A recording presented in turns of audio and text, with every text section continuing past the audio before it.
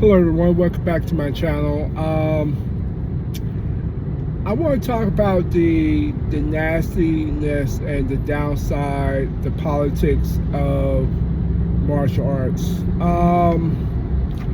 First thing first, if anybody know me or know places I've trained, I'm not particularly talking about any person, any situation, any anything negative.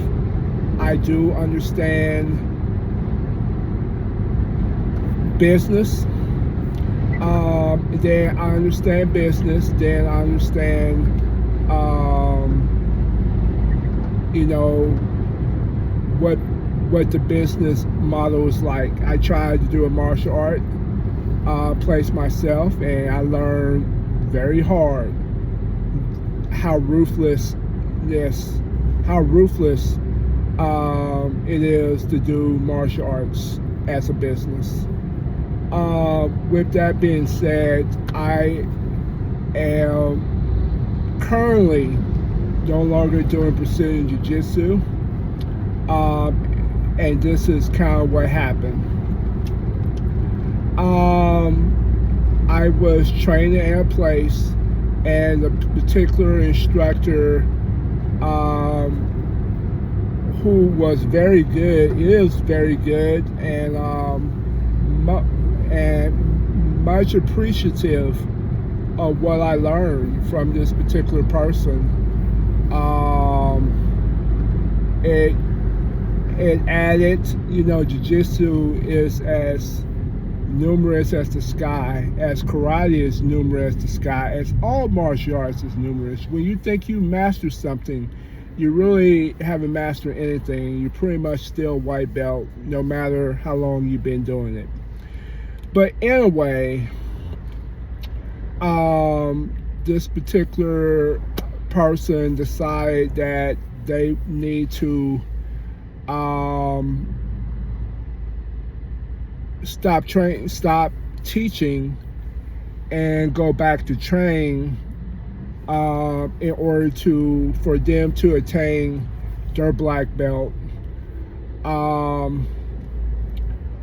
and then mention the place where they are going to start training and go from there. And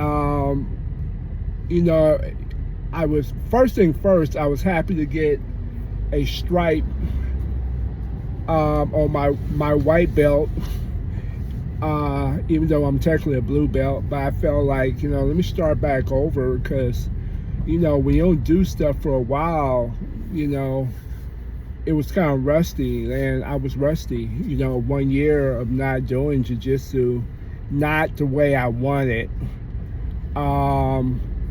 I said that, okay, let me start over. So I started over. So I was very grateful for the experience. So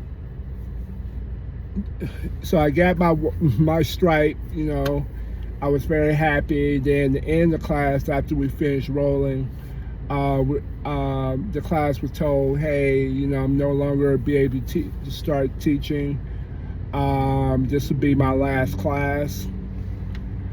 I was thinking that was going to happen. It just felt like it. I read people very well. I'm a social worker. I train in the business of psychology. So,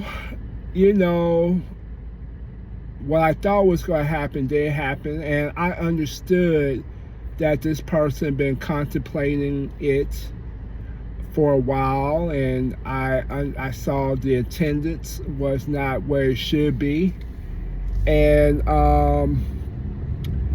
this person wanted to go further than what he was able to do. I get it. I totally understand.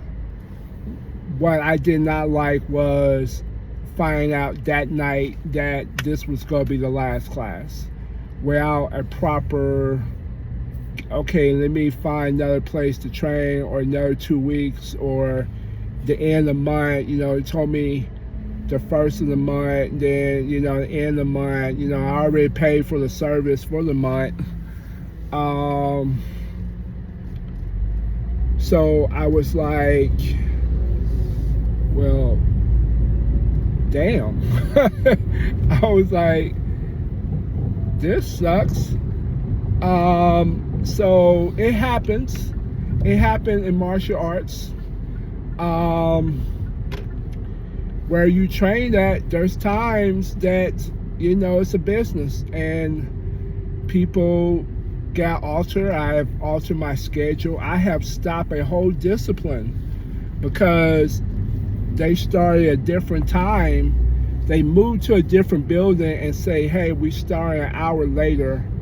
And that just totally went against what I was doing, because I'm a single dad of a child that got regular bedtime schedule. So you talk about classes at 9 o'clock at night. I can't get home at 10 o'clock and then, wake up at 6:30. No, I can't do that. And, I got to eat and do all that stuff. So I have quit disciplines because of it. But in a way, I understand it was a business decision, and I'm not even saying that this person this is what they wanted to do. I don't think that's what they wanted to do, and they really fought over it for a bit of time, and I understood where they were coming from. I just didn't like the last notice type of thing, and then saying, hey, then not only we started over here, the price that you're going to pay is going to double for the first 6 months, and then triple. So not only am I worrying about, oh shoot, I paid $150 for both of my karate classes plus my child. Now you're asking for additional $160, so you talk about $320 a month. That's a lot. I don't know you notice, but this stupid president is about to cause a recession. This is not the time, we're going to raise prices, but, if I wanted that type of service, I could have just do that. But my schedule is what I do. My martial art is what I do. Karate is what I do the longest. Only thing that have given me problem is my karate game just did not have a full-fledged ground game.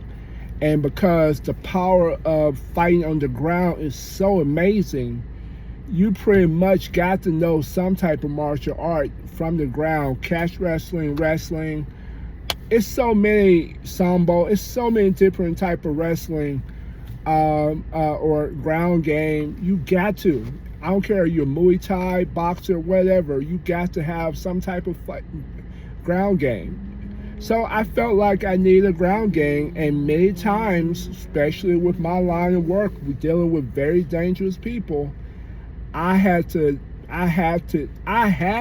take people down to the ground with jiu-jitsu, straight out, because nothing else would work outside of the police, and no police was coming. So I had to do what I had to do, and I saved people from not being hurt. I kept that person safe, and I saved myself. So just understand, loyalty, it does matter, but don't be so loyal where you don't see what best benefits you in your circumstance.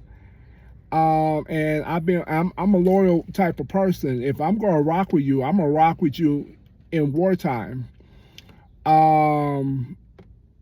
Because trust me, I was still making payments several months when COVID was going on.